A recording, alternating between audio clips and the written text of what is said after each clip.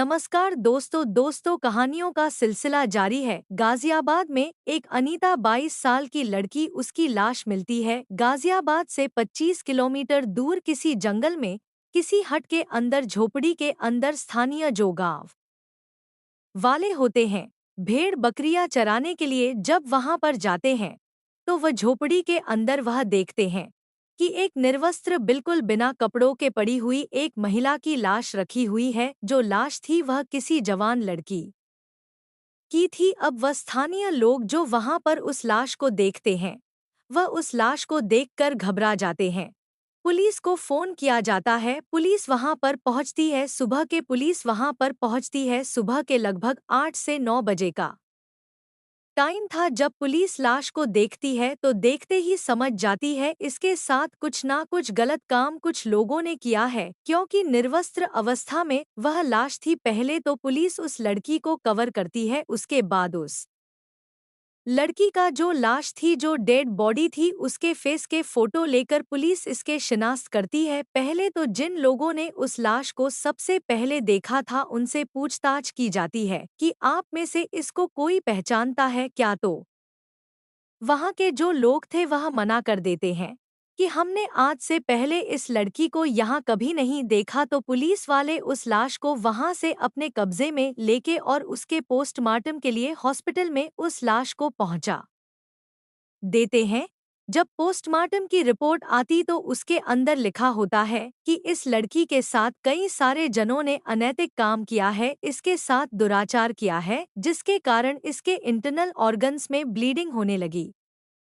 Over bleeding के चलते इस लड़की की मौत हुई है। अब यह पोस्टमार्टम में आया था, लेकिन कोई भी स्पर्म या फिर जब किसी लड़की के साथ बलात्कार जैसी घटना होती है तो वह अपने बचाव के लिए हाथ पैर मार बचने की कोशिश करती है। तो इस कोशिश के अंदर विक्टिम के हाथों में नाखून में कुछ बाल या कुछ स्किन का रेशा या कुछ स्किन के पार्ट्स या कुछ कोशिकाएं नाखूनों के अंदर फंस जाती है बचने की कोशिश करने में। लेकिन इस लड़की के नाखूनों में या कहीं भी किसी भी तरह का कोई बाल या किसी भी तरह का कोई स्किन पार्टिकल नहीं मिला। पुलिस यह रिपोर्ट में देखकर बहुत तीखी, अगर इसके साथ जोर जबरदस्ती हुई है, इसके साथ इस तरह की घटना हुई है तो क्या इसने बचने की कोशिश नहीं की। इसका खुलासा भी आगे होगा। खुलासा ऐसा होगा कि आप चौंक जाएंगे कि क्या ऐसा भी हो सकता है, और आप यह सोचने पर भी मजबूर हो जाएंगे कि आज की तारीख में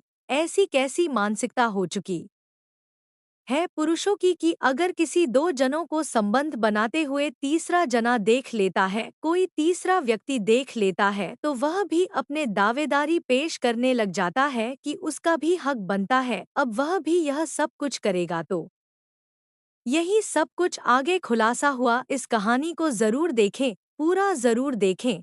अब उस लड़की के फोटो आसपास के स्थानीय थानों में पहुंचा दिए जाते हैं कि कहीं पर किसी गुमशुदगी की रिपोर्ट दर्ज कराई गई हो या किसी तरह से कहीं कोई ऐसा एविडेंस मिल जाए, कहीं से कुछ इसका शिनाख्त करने का जरिया मिल जाए। लेकिन एक दिन पूरा निकल जाता है। जुलाई महीने के 2 तारीख की यह घटना थी। 23 तारीख पूरी निकल जाती है। 2005 की घटना है, लेकिन कोई भी सामने नहीं आता, कोई गुमशुदगी की रिपोर्ट नहीं होती। और अमूमन होता भी है कि सुबह जब 10 बजे 9 बजे के लगभग यह लाश मिली है तो पोस्टमार्टम रिपोर्ट में यह भी पता चला कि इसको मरे हुए ज्यादा टाइम नहीं हुआ है, अभी 4 से 5 घंटे पहले ही इस लड़की ने दम तोड़ा है, इसकी मृत्यु हुई है। तो इसका मतलब 10 बजे अगर इसकी सूचना पुलिस वालों को मिली है और 12 बजे तक या 1 बजे तक अगर उसका पोस्टमार्टम हुआ है तो वह 4-5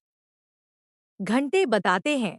तो मतलब इसकी मृत्यु जो लड़की की हुई है वह 6 से 7 बजे के बीच में सुबह हुई होगी। यह पुलिस मान के चल रही थी। वह सुनसान वीरान इलाका था जिस जगह पर इस लड़की की डेड बॉडी मिली। पुलिस वहां के पूरे इलाके की छानबीन करती है कि कोई सुराग मिल जाए, कोई क्लू मिल जाए। लेकिन बदकिस्मती से वहां आसपास कुछ भी ऐसा क्लू, कोई भी ऐसा सुराग नहीं मिलता जिसकी वजह से पुलिस किसी नतीजे पर पहुंच पाए। कहीं से वह अपनी तहकीकात को शुरू कर पाए, लेकिन अब लाश सामने रखी है, क्राइम हुआ है, क्रिमिनल को पकड़ना पुलिस के लिए एक मिशन बन गया था। ऐसा उलझा हुआ केस जब आता है तो पुलिस वालों की टीम भी अलर्ट हो जाती है, वह भी अपनी पूरी शक्ति झोंक देती है ताकि अपराधी ने जो अब स्कीम लगाई है पुलिस उसको जब क्रैक करती है तो पुलिस का एक्सपीरियंस बढ़ता उससे अब जो नेक्स्ट क्राइम होता है इस तरीके से कोई, क्योंकि क्रिमिनल जब भी होता है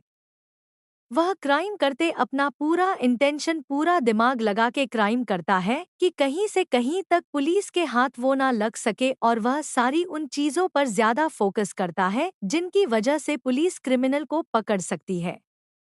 तो पुलिस के लिए यह चैलेंज होता है कि अच्छा, क्रिमिनल ने इतना दिमाग लगाया है तो पुलिस उसको क्रैक करने की कोशिश करती ताकि उनके एक्सपीरियंस में एक चैप्टर और जुड़ सके। तो पुलिस ने इसको इसी तरह से लिया केस को। अब पुलिस आसपास के थानों में जब फोटो पहुंचा देती है, कहीं से कोई इत्तला ऐसी नहीं आती, कहीं से कोई गुमशुदगी की कोई रिपोर्ट की खबर नहीं आती। 2 किलोमीटर के रेडियस में जब पुलिस तहकीकात करती है तो वहां पर कोई भी उस लड़की को पहचानने से इनकार कर देता है, कोई भी उस लड़की को नहीं पहचानता है। पुलिस वाले अब फिर परेशान हैं और पुलिस वाले सोचते हैं कि इस लड़की का आखिर पता लगाया जाए तो लगाया कैसे जाए। तो अब इंतजार करने के अलावा पुलिस वालों के पास और कोई चारा नहीं था। अब होता भी यह है कि अगर कोई गुमशुदा हो चुका है, कोई इंसान लापता हो चुका है, तो उसकी गुमशुदगी के 24 घंटे बाद पुलिस कोई एफआईआर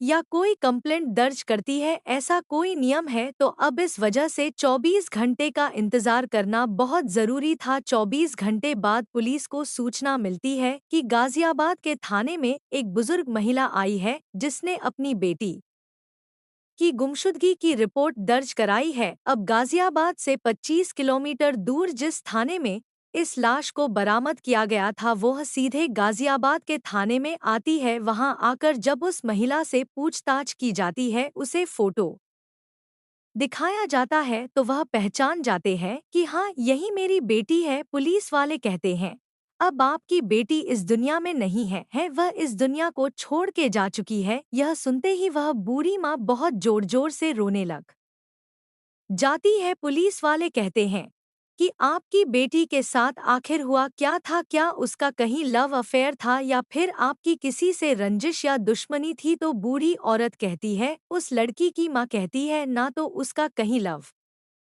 अफेयर था और ना ही हमारी किसी से रंजिश है या दुश्मनी है। मेरी बेटी एक स्कूल में पढ़ाती है और उसने मुझसे कहा था कि स्कूल एक पिकनिक टूर पर जा रहा है, इसलिए वह 2-3 दिन वापस नहीं आएगी। तो माँ भी निश्चिंत थी कि चलो, स्कूल के सारे टीचर्स और स्टूडेंट जा रहे हैं, 2-3 दिन का इनका टूर है, तो माँ भी कोई ऑब्जेक्शन नहीं उठाती। उस लड़की को जिसका नाम अनीता होता है, उम्र 22 साल होती है, उसे कहती है कि ठीक है, तुम चली जाओ। अब अनीता स्कूल टूर के नाम पर अपने घर से निकलती है, लेकिन जब उसकी माँ दूसरे दिन शाम को उन्हीं स्कूल के बच्चों को अपने मोहल्ले में देखती है, उनसे पूछती है कि तुम स्कूल के टूर पर नहीं गए कि जो पिकनिक पर लेके गए थे स्कूल वाले। तो बच्चे कहते, कौन सा टूर और कौन सा पिकनिक हमारे स्कूल में तो ऐसा कोई पिकनिक और कोई टूर नहीं हुआ। तो अब जो अनीता की माँ होती है वह सकते में आ जाती है, वह परेशान हो जाती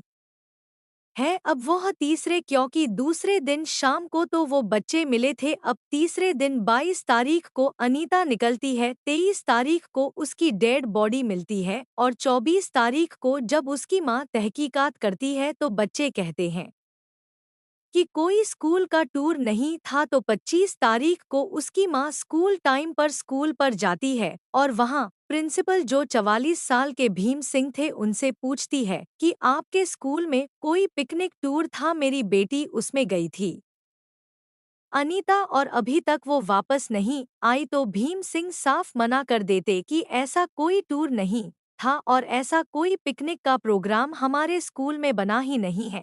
माँ बड़ी परेशान होती है। फिर वहाँ के जो दूसरे टीचर होते हैं, पुष्पेंद्र, उनसे पूछताछ की जाती है, वह भी मना कर देते हैं।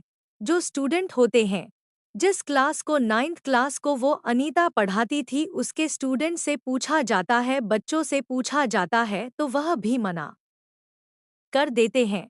सारा स्कूल जितना भी स्टाफ जो भी स्टूडेंट थे सब मना कर देते हैं कि कोई ऐसा टूर था ही नहीं, कोई ऐसा प्लान था ही नहीं स्कूल का। फिर यह जो अनीता की माँ है यह थाने में पहुंचती और अपनी बेटी की गुमशुदगी की रिपोर्ट दर्ज करवाती है। अब यहाँ तक तो पुलिस की सारी बात समझ में आ गई थी कि अनीता घर पर झूठ बोल के निकली अपनी खुद की मर्जी से, और अगर वह अपनी खुद की मर्जी से झूठ बोल के निकली है तो वह गई किसके साथ है। तो अब लव एंगल तो इसके अंदर साफ साफ जुड़ता ही है, क्योंकि 22 साल की उम्र है और घर पर झूठ बोल के अगर वह जा रही है तो वह किसी ना किसी के साथ तो गई है। अनीता का मोबाइल बरामद किया जाता है, उसकी कॉल डिटेल निकलवाई जाती है, उसके अंदर से कोई भी ऐसा क्लू नहीं मिलता, किसी भी ऐसे अदर पर्सन का नंबर या किसी पर या किसी से उसकी कॉल पर बात हुई हो, फोन पर बात हुई हो, ऐसा कुछ भी क्लू पुलिस को नहीं मिलता। अनीता की अमूमन स्कूल में ही बात होती थी हेड मास्टर भीम सिंह से, जो वहाँ का प्रिंसिपल था पुष्पेंद्र उससे, और जो उसके स्टूडेंट थे दीपक, अरविंद, मनोहर, राजू और करण। तो यह कुछ चुनिंदा नंबर थे जिनसे अनीता की अक्सर काफी देर तक बातें होती थी। अब पुलिस फिर से भीम सिंह के पास जाती है, भीम सिंह से पूछती है कि भाई आपसे अनीता की इतनी बात क्यों होती थी, जबकि आपके स्कूल में और भी टीचर हैं फीमेल, आपकी उनसे तो कभी इतनी लंबी बात होती नहीं है जितनी आप अनीता से स्पेशली करते थे। तो जो भीम सिंह है वो कहते थे कि हमारे स्कूल के अंदर अनीता जो है वो मैथ की टीचर थी, 9th क्लास को पढ़ाती थी, बहुत होनहार टीचर, और हमें बहुत दुख है कि उसकी मृत्यु हो चुकी है। तो वह हमेशा बच्चों को लेकर, उनके भविष्य को लेकर और उनके परफॉर्मेंस को लेकर चिंतित रहती थी। तो हमसे डिस्कस करती थी स्कूल में, स्टाफ रूम में भी अधिकतर वह इसी टॉपिक पर हमसे बात किया करती थी और फोन पर भी अक्सर बात किया करती थी। और जो उसकी हिट लिस्ट में स्टूडेंट थे जिनके ऊपर ज्यादा फोकस करती थी, जिनको ज्यादा वह आगे बढ़ाना चाहती थी और जो लायक थे, उनसे भी वह अक्सर बातें किया करती थी। यही बात पुष्पेंद्र ने बोली और यही बात बाकी के जो स्टूडेंट थे इन्होंने बोली कि टीचर हमारा बहुत ज्यादा ख्याल रखती थी, हमारी प्रॉब्लम को सॉल्व करती थी, वह आगे हो कॉल करती थी और हमसे हमारी किसी भी प्रॉब्लम के बारे में डिस्कस किया करती थी। अब पुलिस वाले सोचते कि ठीक है भाई, टीचर है और सिंसियर टीचर है तो ठीक है, इस तरीके से फोन करती होगी, बातें करती होंगी। पर यहीं पर पुलिस को एक शक होता है। शक यह होता है कि क्या पूरे स्कूल में एकमात्र अनीता ही ऐसी टीचर है जो सिंसियर है। क्यों ना फीमेल टीचर से भी एक बार जानकारी ले ली जाए, पूछ लिया जाए। जब स्कूल की फीमेल बाकी टीचर्स से पूछा जाता है कि अनीता कैसी थी, कितनी सिंसियर थी, कितना पढ़ाती थी, तो बाकी के टीचर कहते हैं कि ऐसा तो कुछ भी नहीं था, जैसे हम जनरली स्टूडेंट्स पर फोकस करते हैं, पढ़ाते हैं, वैसे ही अनीता पढ़ाती थी। स्पेशली हमने तो कभी ऐसे नहीं देखा कि अनीता को कुछ ज्यादा चिंता हो स्टूडेंट्स के भविष्य की, कि उनकी प्रॉब्लम को सॉल्व करने की। जब यह बात पुलिस फीमेल टीचर से जानती है तो पुलिस को डोट शक होता है भीम सिंह के ऊपर, क्योंकि हेडमास्टर था स्कूल का। अब भीम सिंह को सख्ती से पूछताछ की जाती है थाने में बुलाकर। जब भीम सिंह से पूछताछ की जाती है तो भीम सिंह अपने पूरे बयान पर अड़ा हुआ रहता है। 2-3 घंटे की पूछताछ के बाद भी भीम सिंह टूटता नहीं है और अपने बयान पर बिल्कुल अड़ग और अड़ा हुआ रहता है। पुलिस को मजबूरन भीम सिंह को छोड़ना पड़ता। अब पुलिस सोचती है कि जो यह भीम सिंह है और पुष्पेंद्र है और जो बाकी के जो मेल टीचर्स है, यह शायद इतनी आसानी से अपना मुंह नहीं खोलेंगे। लेकिन जहां इन 5-6 स्टूडेंट से अनीता की बातें ज्यादा होती थी, तो यह बच्चे हैं और यह जरूर कुछ ना कुछ उगल देंगे। तो पुलिस दीपक, अरविंद, मनोहर, राजू और करण को बुलाती है। चूंकि यह नाबालिग थे तो इनसे उस तरह से पूछताछ नहीं की जा सकती थी जैसे बड़ों से की जाती है। तो पुलिस इन्हें अलग से ले जाकर और घुमा फिरा क्वेश्चन करती है और पूछती है कि तुम्हारी जो अनीता मैडम थी वह स्कूल से एक दिन गायब हो जाती है पिकनिक का नाम लेके और हमें भीम सिंह ने सब कुछ बता दिया है। पता हमें सब कुछ लग गया है, पर हम तुम्हारा बयान भी नोट करना चाहते हैं, जिससे कि अगर तुम इस चीज में इवॉल्व हो तो हम तुम्हें कुछ रियायत दिला सके। वह पांचों बच्चे घबरा जाते हैं और टूट जाते हैं, और फिर वो एक ऐसी घटना और ऐसी वारदात का खुलासा करते हैं जिसे जानकर हर कोई सन्न रह गया। वो पुलिस वाले सन्न रह गए। यहाँ दीपक कहता है कि अनीता मैडम हमें पढ़ाती थी। एक दिन स्कूल की छुट्टी हो जाने के बाद हम पास में ही जो स्कूल के बाहर जो पेड़ लगा हुआ था आम का, उस पर आम लगे हुए थे, तो उन्हें तोड़ने के लिए हम पेड़ के ऊपर चढ़ गए। जब यह बच्चे पेड़ के ऊपर चढ़ते हैं तो ऊपर से क्या देखते हैं कि जो स्कूल का रोशनदान होता है, दरवाजे के ऊपर जो बुखारी होती है हवा के लिए रोशनदान, उसके अंदर से देखते तो जो यह हेडमास्टर भीम सिंह और जो यह अनीता है, यह उन्हें आपत्तिजनक स्थिति में वहां से नजर आती है। तो यह पांचों बच्चे खामोशी से उस पेड़ पर बैठ के इन दोनों का वह सारा कार्यक्रम, वह शारीरिक संबंध जो यह बना रहे थे, उसे देखते हैं। अब इनका यह रोज का सिलसिला हो गया था कि स्कूल बंद होने के बाद, सभी टीचर्स के जाने के बाद अनीता और भीम सिंह के केबिन में जाते और वहां पर यह वह सारा काम करते थे।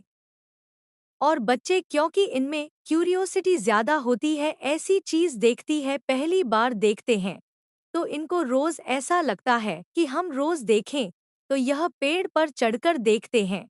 अब एक दिन क्या होता है कि ऐसे ही यह पेड़ पर चढ़ के बैठ के इस सब कार्यक्रम को देख रहे थे, तभी उधर से जो प्रिंसिपल होता है पुष्पेंद्र, वह वहां पर आ जाता है। अब पुष्पेंद्र आ जाता है तो इन बच्चों को पेड़ पर चढ़ देखकर उन्हें डांटने लग जाता है कि तुम पेड़ पर चढ़े हो, गिर जाओगे, तुम्हारी चोट लग सकती है, तुम नीचे उतरो। अब यह सारे बच्चे घबरा जाते हैं और नीचे उतर जाते हैं।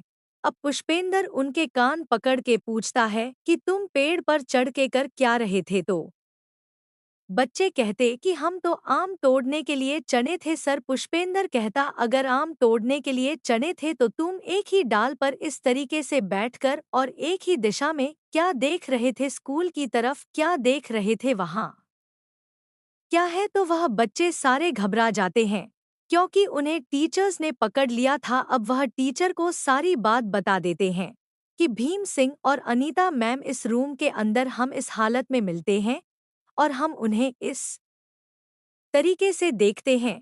पुष्पेंद्र यह सुनकर सन्न रह जाता है। अब वह भी उन बच्चों को तो वहां से भगा देता है और खुद पेड़ के पीछे खड़ा होके उस गेट के खुलने का इंतजार करता है। थोड़ी देर बाद अनीता हेड मास्टर के रूम से बाहर निकलती भीम सिंह के उसके थोड़ी देर बाद भीम सिंह भी दूध झाँकता है और कमरे से बाहर निकल के अपने घर चला जाता है। यह देखने के बाद पुष्पेंद्र दूसरे दिन अनीता से कहता है कि अनीता, तुम और जो भीम सिंह कर रहे हैं मुझे सब पता है, और अगर तुम चाहती हो कि यह बात तुम्हारे घर तक ना पहुँचे और समाज में तुम्हारी इज्जत बनी रहे, तुम मेरी एक शर्त तुम्हें माननी होगी। तो अनीता कहती, क्या शर्त है? क्या मनवाना चाहते हो? तो पुष्पेंद्र कहता है कि मुझे भी वही चाहिए जो भीम सिंह को तुम देती हो। अब अनीता मजबूती करती तो क्या करती, तो उसने इस चीज को एग्री कर लिया। अब पहले तो भीम सिंह और अनीता, अब पुष्पेंद्र और अनीता, अब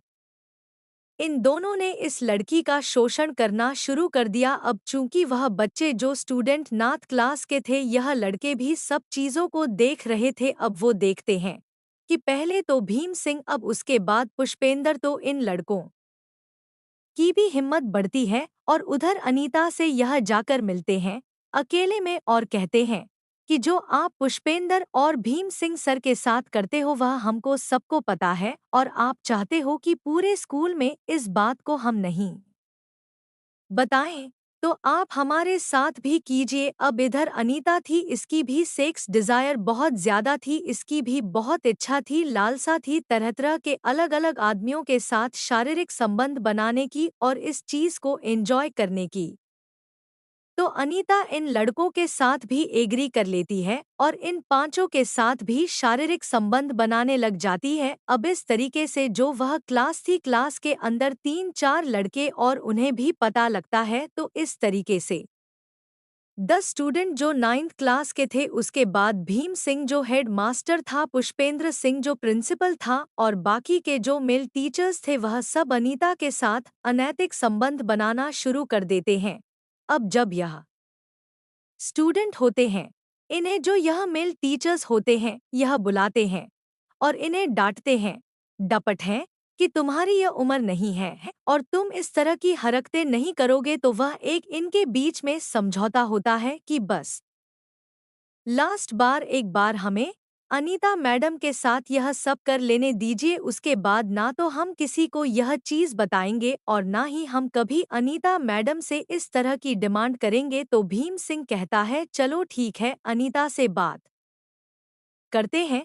अब अनीता से पूछते हैं, तो अनीता भी इस चीज को एग्री कर जाती है। तो भीम सिंह कहता है कि टोटल 18 से 20 जने हो जाएंगे, क्योंकि हम भी उसमें शामिल हैं, और तुम क्या एग्री हो? इसके बाद यह सारे स्टूडेंट तुम्हारा पीछा छोड़ देंगे, बस ये टीचर्स है हम जिसके साथ तुम्हें आगे इस चीज को कंटिन्यू रखना होगा। तो अनीता इस चीज को एग्री कर जाती है। तो यह प्लान बनाते हैं कि कल स्कूल के बाद, छुट्टी के बाद हम यहाँ से कहीं चलेंगे और कहीं एकांत में हम सभी एक साथ तुम्हारे साथ होंगे। तो वो अनीता भी बहुत ज्यादा रोमांचित थी इस चीज को जानने के बाद कि एक साथ 18 से 20 मर्दों के साथ और जवान लड़कों के साथ उसे संबंध बनाने को डोट मिलेगा। तो अनीता भी इस चीज को एग्री कर लेती है। अनीता अपने घर जाती है, माँ को कहती है कि स्कूल का एक पिकटी टूर है, मैं उसमें जा रही हूँ। माँ भी एग्री कर लेती है। अनीता चली जाती है स्कूल के बाद। अब यह खाली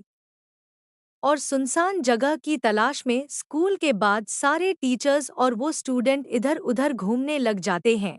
इन्हें एक जगह सुनसान इलाके में, जिस जगह पे स्कूल था उससे 25 किलोमीटर दूर, एक पुरानी सी हट झोपड़ी सी बनी हुई मिलती है, जंगल में सुनसान इलाके के अंदर। तो कहते हैं यह सबसे अच्छी जगह है, यहाँ हम यह सब काम कर सकते हैं। अब यह जाते हैं, वहाँ रात का अंधेरा होता है, लाइट का कोई इंतजाम नहीं होता। यह जो भी 1820 आदमी और लड़के थे, यह अनीता के साथ अंधेरे में वहां पर शारीरिक संबंध बनाना शुरू कर देते हैं।